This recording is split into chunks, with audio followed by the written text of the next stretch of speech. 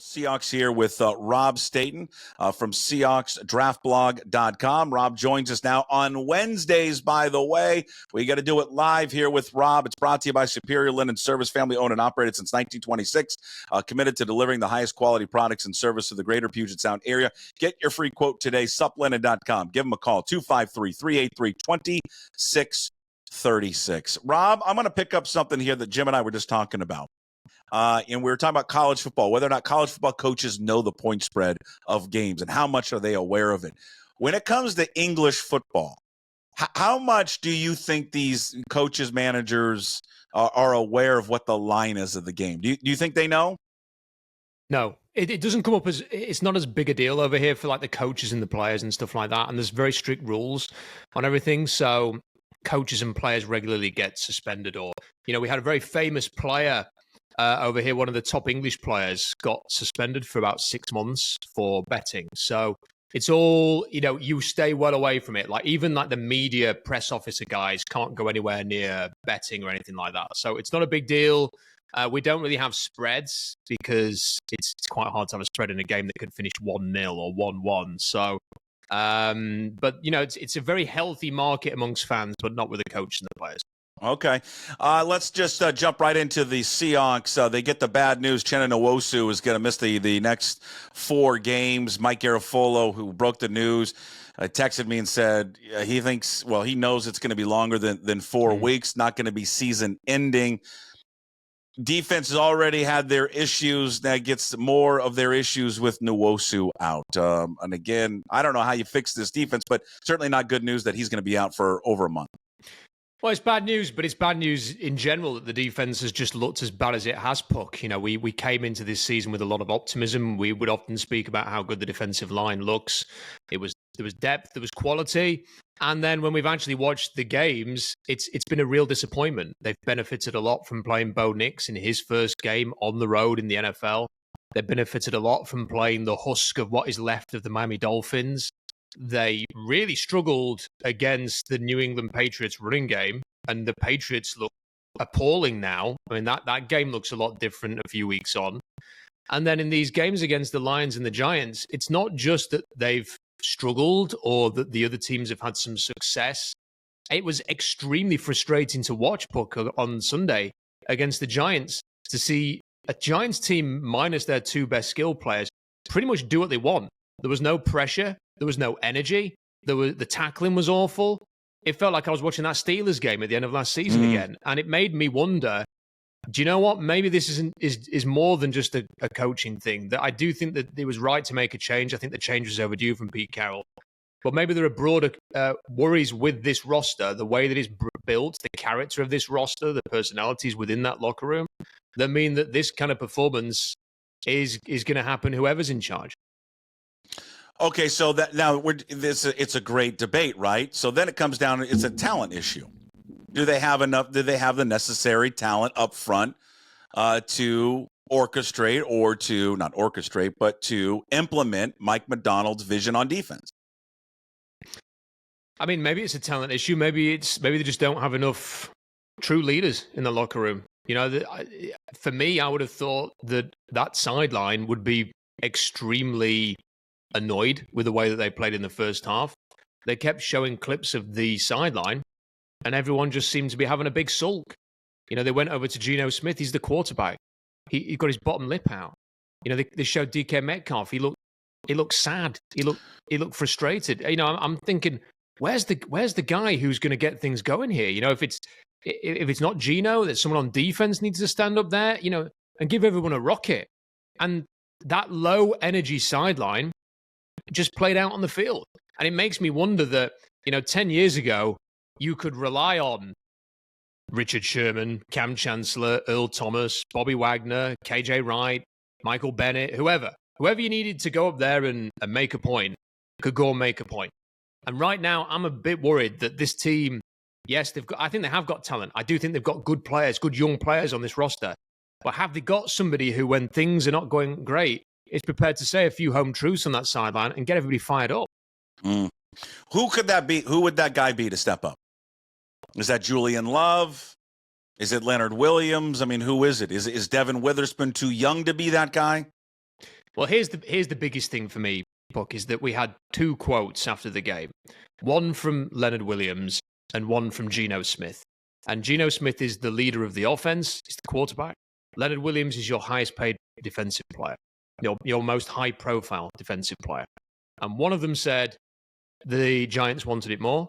And the other one said that the team underestimated the Giants. I'm sorry. I'm sick of hearing this. Like a year ago, we heard similar things after they lost to the Rams in week 1. A team that is properly tuned in and takes great care and attention to how it's going to apply itself for a game, they don't come out afterwards and say the other team wanted it more and that we underestimated them. The top teams, a Chiefs team, I can't imagine the Chiefs, and maybe I'm wrong, maybe someone can go and have a look and Patrick Mahomes has said exactly those same things. But with the way that the Chiefs win, I'd be very surprised if there's any point in the last 3 or 4 years they've come out afterwards and gone, yeah, the other team wanted it more than we did. And I've heard that twice now from different people. It was DK Metcalf a year ago. Now it's Leonard Williams and Gino. It worries me. It worries me because that was a crap performance. There was so low energy. There was no intensity. There was nothing to it. Both sides of the ball, game plans, terrible. There was a lot wrong there. And they better get this right because they could easily be 3-3 this week. And all of the optimism of that 3-0 start will be evaporated. And the games coming down the road are really difficult. They don't want to get into like a big losing slump here because that can be very hard to recover from.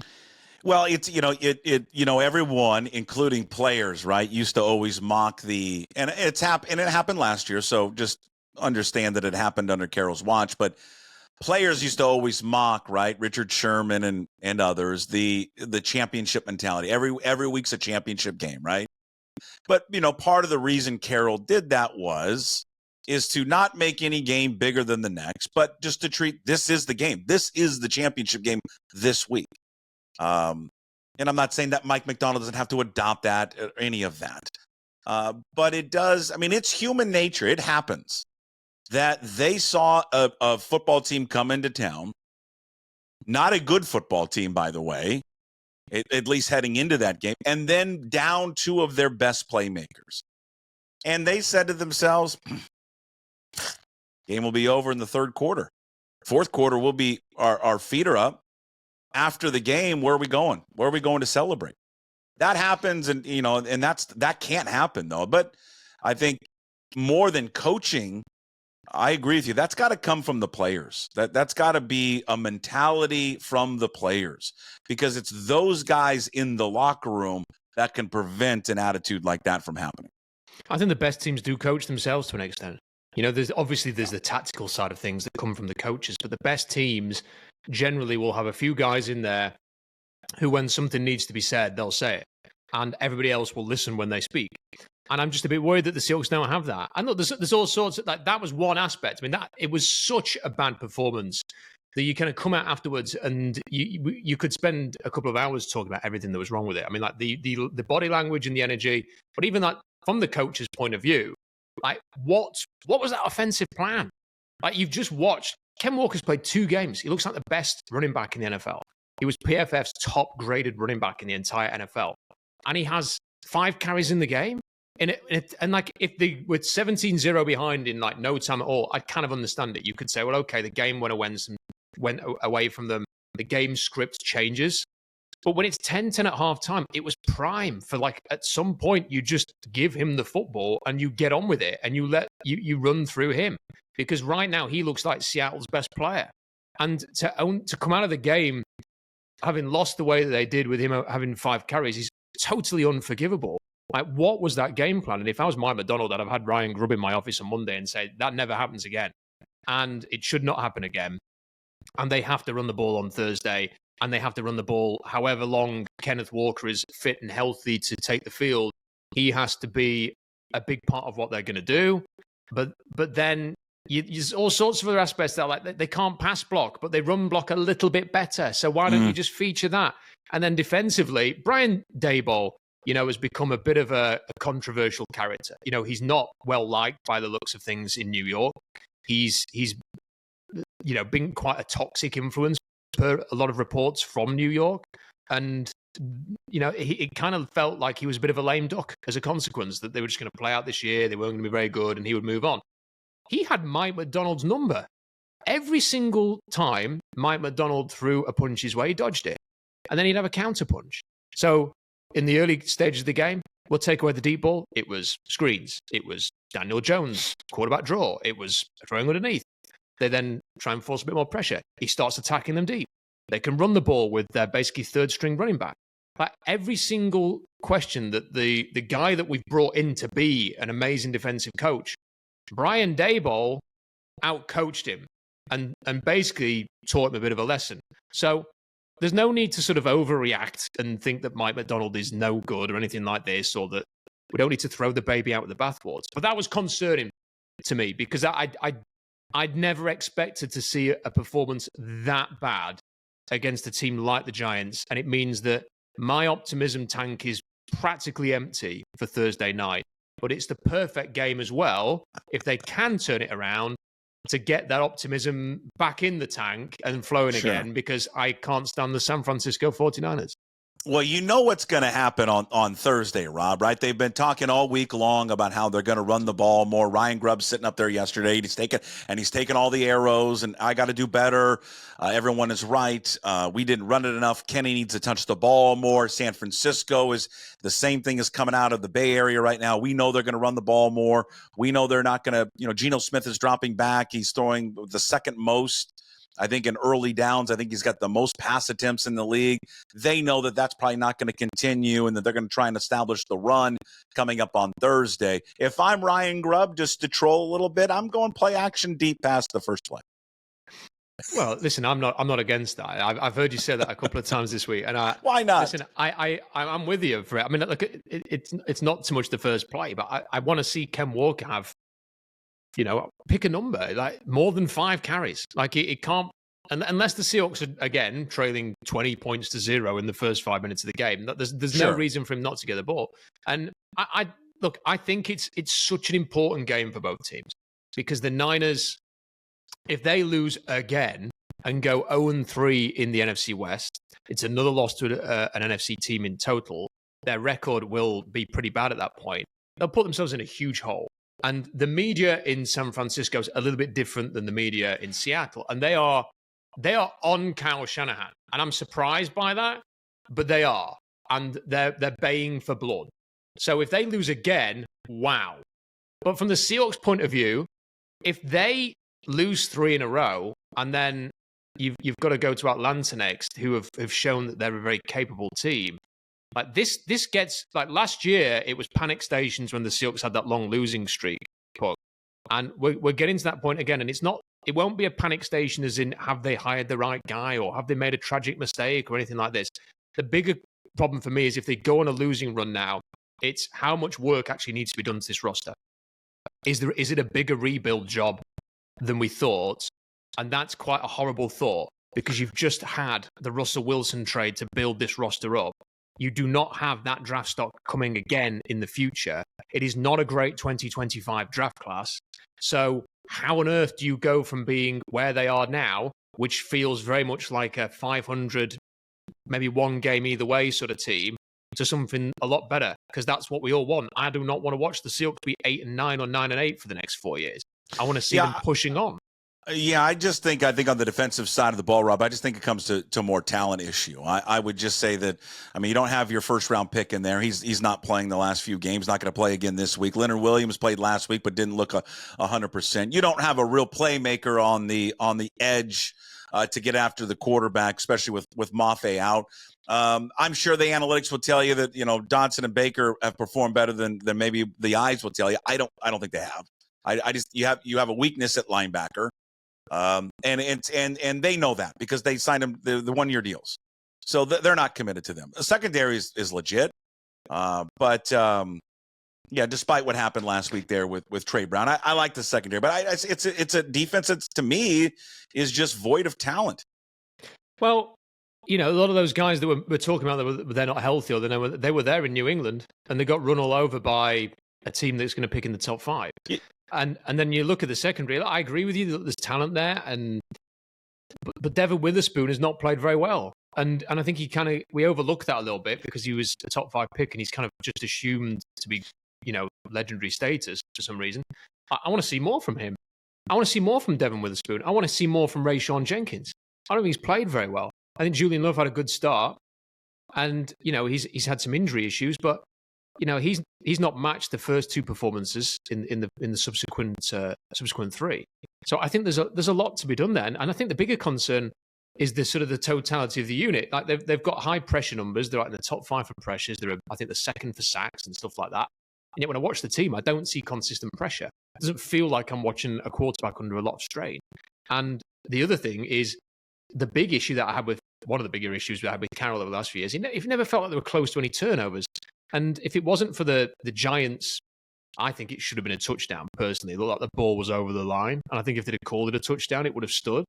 And they've called it a fumble, so it's a 100-yard run and everyone's celebrating. That's great. Fantastic. I enjoyed that play because I was sat next to somebody who was a Giants fan when it happened. But the point is they're not getting close to turnovers. They're not getting hands on footballs. They're not forcing anything. They look completely impotent in terms of forcing turnovers. So I'm worried. And the offense is like, you think it's landed in Detroit and you think, wow, this is amazing. And then the next game it's down here. And then, is that the way it's going to be? If it is, let's have a great game against the Niners because they're going to need it. And I would say, I think for both teams, Bosa talked about it this week, and I agree. And I think it's the same thing for Seattle. I, as much as it can be a must-win game this early in the season, I think it is for both teams. Both teams are winless in the conference. Whoever loses this on Thursday is not out of the playoff race, obviously, because it's so early in the season.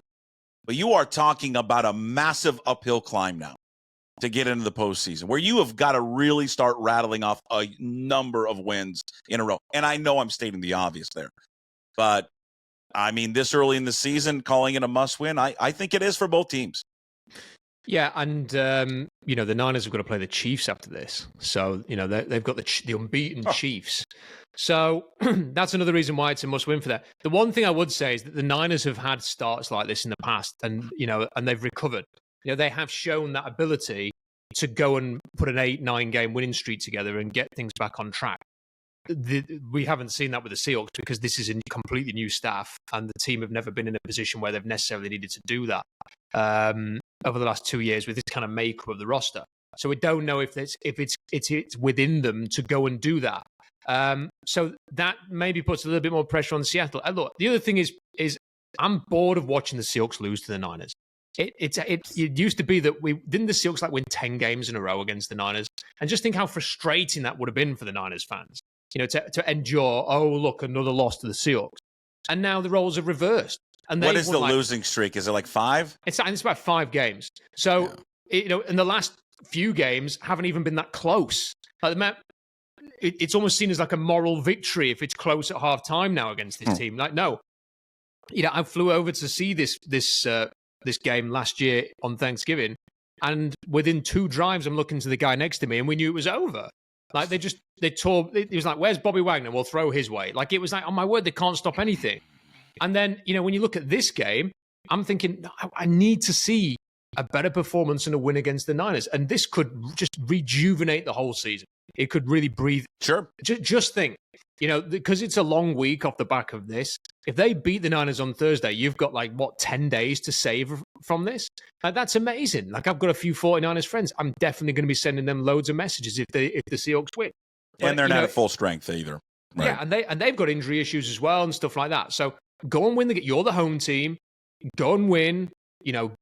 Find a way to be much improved. Hopefully this whole game last Sunday acts like a massive kick up the arse, because bloody hell, they need one. That was really bad the other day. You wrote about it up at SeahawksDraftBlog.com, just talking about help for the defense. I would encourage people to go read Rob's latest work again at SeahawksDraftBlog.com. And you brought up an old name that the Seahawks may kick their tires on. Tell the audience the player that you came up with. So the name that I came up with is Jadeveon Clowney. He's playing for the Panthers. Their season's not going anywhere. They're losing 33-7 pretty much every week, stuff like that. He had the best season of his career under Mike McDonald in Baltimore last year. He had 9.5 sacks, the most he's ever had. He had a tremendous PFF grade. He had a sensational season. And the Seahawks need somebody right now who, one, can help the pass rush because, like, Boya Maffei's been out, Derek Hall's got an injury now, Uchenna Nwosu's on injured reserve. They don't have anybody left, so they need somebody who can rush the edge.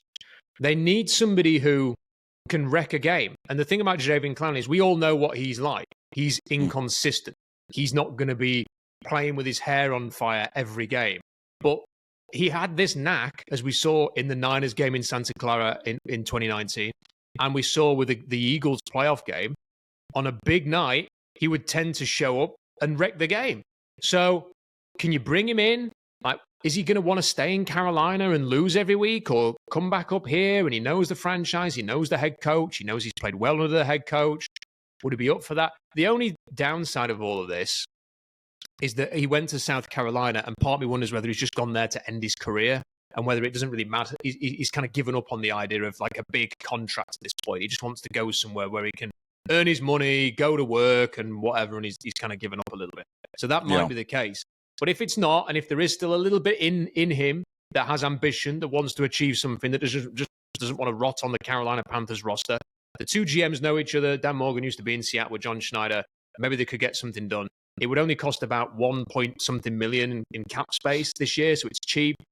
It makes a lot of sense. I don't think they're going to make that move, but I think it would be worth kicking the tires. Devin White do anything for you? No, I think he's done. I think the better option is Devin Lloyd, who is at Jacksonville.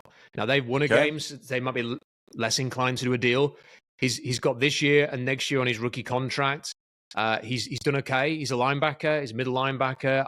There was a whisper or two that the Seahawks tried to trade for him last year or the year before, and may have liked him in the draft. So I would pick up the phone and see what it would take to get him, because it's hard to find linebackers. And trust me, I've been watching the linebackers in this upcoming draft, and none of them float my boat, really. There's nothing there that makes me think, this is the answer. So it's going to be really difficult. I don't know what Devin Lloyd would cost, but I'd put a call in and just see, hey, what would it take to try and get him? And maybe the Jaguars at 1-4 would answer the phone.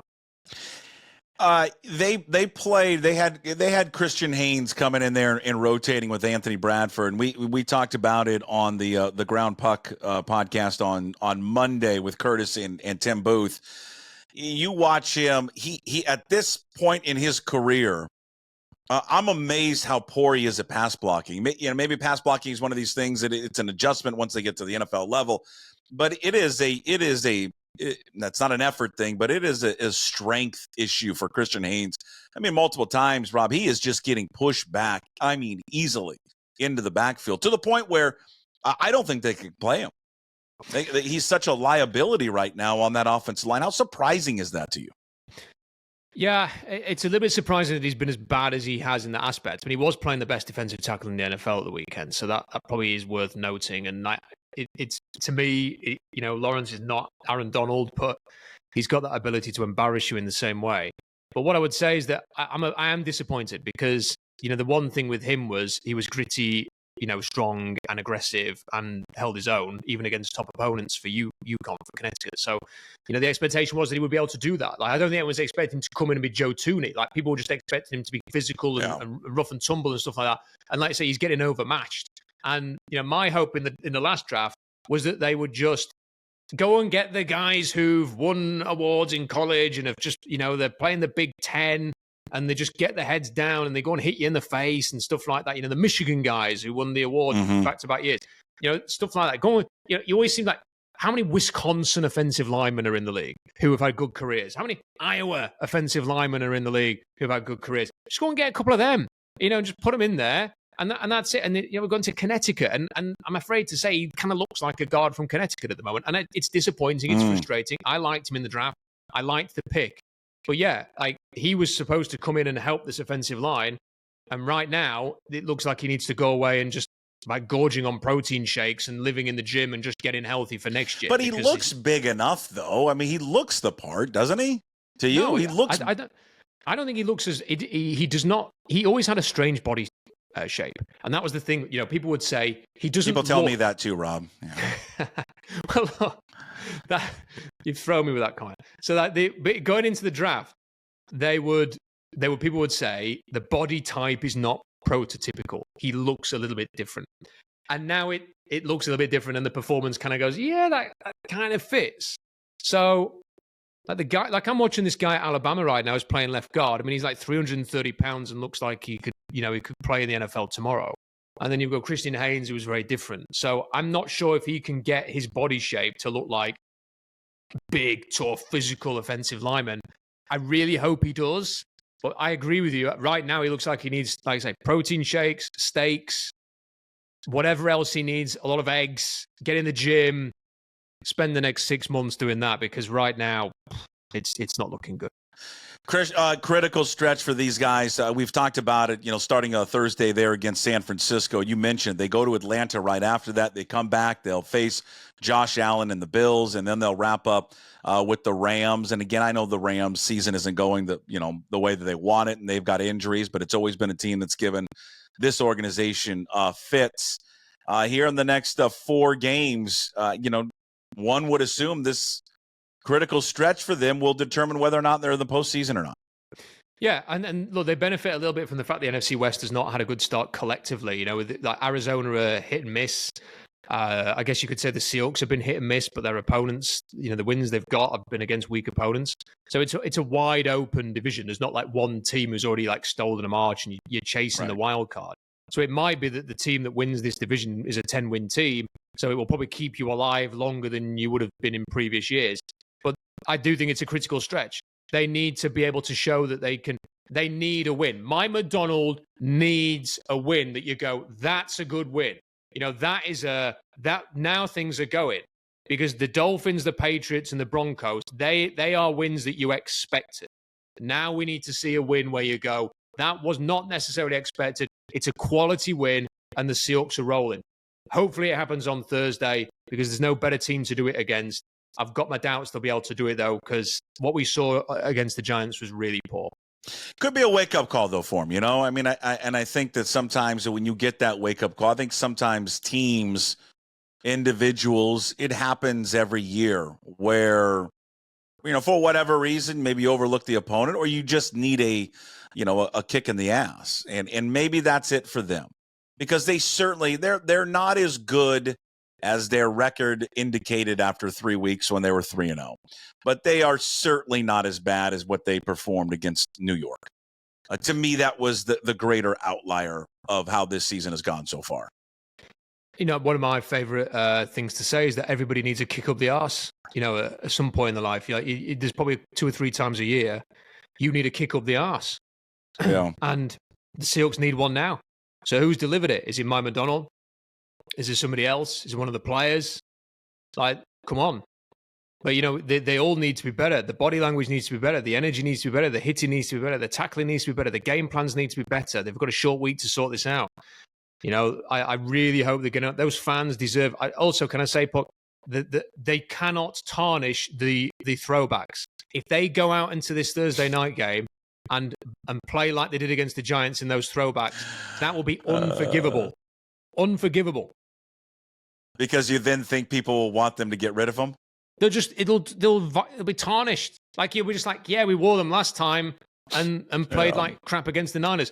They need to be motivated by the beauty of those jerseys. They are beautiful. And they need to go out there and put on a performance to match the quality of the uniform, so that, and look, and it will only help the argument that those was campaigning to make the permanent switch, to say, look how well they played in those jerseys.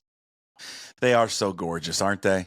They're just, and what makes me upset looking back this last weekend, you saw the Broncos were taking on the Raiders, and the Broncos wore them, right, against the Raiders. Why didn't the Broncos wear that in week 1? Thought exactly the same. That game kicked off just before I left London for the London game, and it was on the big screen in the media suite. And I was like, oh my word, those throwbacks look good. That is a good looking throwback uniform. And then and I'm thinking, why the hell have they got them UTEP jerseys instead? Like they wear every other week. What's that all about? I don't get it. I don't get why the Broncos don't make the permanent uniforms, just like the Seahawks should make them their permanent uniforms, which they are going to wear there on Thursday. All right. Thank you. We will. What's your prediction? Give me a quick prediction. What happens Thursday? Oh, man. 23-13 to the Niners. I'm sorry, like, people don't shout at me. It's okay. I've been asked for a prediction, And I hope I'm wrong. And if I'm Okay. wrong, Puck, by all means, next week, say what a stupid prediction that was. It's okay. I bet with Jim. I took the Niners minus the points. So it's all good. It's fine. I want the Seahawks to win, but yeah, me too. I sometimes like to win money. All right, Rob, we'll talk to you next week. Thank you. My pleasure. See you next week. Rob Staton from SeahawksDraftBlog.com.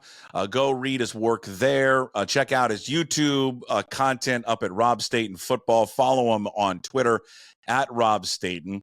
It's all brought to you by Superior Linen Service.